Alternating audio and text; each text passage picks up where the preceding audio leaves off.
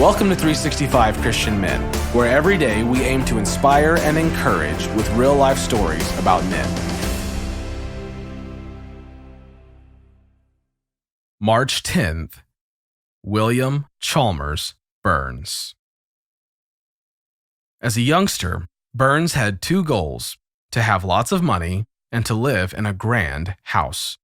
So, he headed to Edinburgh to study law.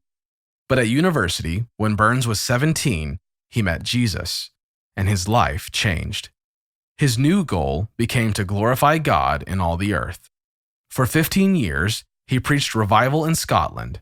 Then, he served another 20 years as a missionary to inland China. Whether at home in Scotland or abroad in China, he was determined to take care of God's cause. To that end, on this date in 1853, he translated the first half of the Pilgrim's Progress into the Mandarin language. This is his story. An obstacle can be viewed as an enemy or an adventure. It's your choice.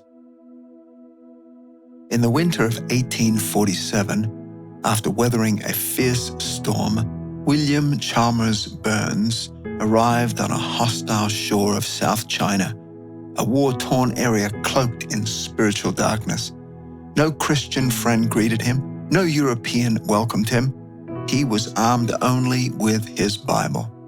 The people were resistant of foreign religions, and the Western world considered the place an impossible mission field. The language required years of painstaking study to learn, and Burns only spoke broken Chinese. None of this deterred him, though. He was determined to see the Chinese people come to Jesus Christ. And when he got his first opportunity to reach into the darkness and pull the lost from the fires of hell, he was ready. Dr. Morrison, a fellow missionary, asked Burns to visit 3 Chinese criminals who had been sentenced to death for murder. The men had heard snippets of the gospel, but now, facing their deaths, were desperate for someone to tell them more about Jesus Christ and salvation. And Burns didn't hesitate.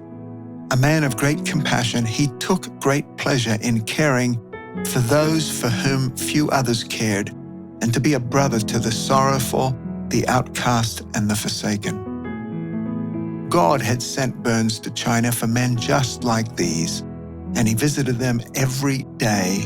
In his broken Chinese, he desperately tried to convey the gospel, and the criminals, starved with spiritual hunger, strove to understand everything he was saying. But Burns had been learning the Canton dialect, and they didn't speak Cantonese. So Burns took another approach. He and the 3 men read Chinese scriptures together, their own dialect. He read slowly and learned alongside of them. As Burns picked up words in their dialect, they received the truth and devoured it. The long days in that stench-ridden prison were taxing, but little by little, the prisoners began to change. God's word took root in their hearts. They began to pray together. The convicts prayed in their own tongue, and Burns joined them, using whatever words he could. He later wrote in his journal, "I felt encouraged and enjoyed something of the power of grace in praying with and for them." And in answer to those prayers, God worked a miracle for one of the prisoners. The governor decided not to execute him. Nobody had expected Burns to be able to share anything in the language of the Chinese people for at least a year after his arrival. But God used his primitive understanding of their language to lead 3 needy men to the feet of Jesus, changing their destinies forever. Galatians 6:9 says, "Let us not become weary in doing good, for at the proper time we will reap a harvest if we do not give up." In which area of your life is God calling you to persevere? An obstacle can be viewed as an enemy or an adventure.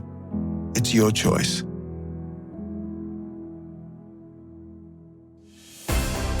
Thank you for listening to today's story. Every day of the year, our hope is to inspire you with real-life stories of faithful men who have gone before us.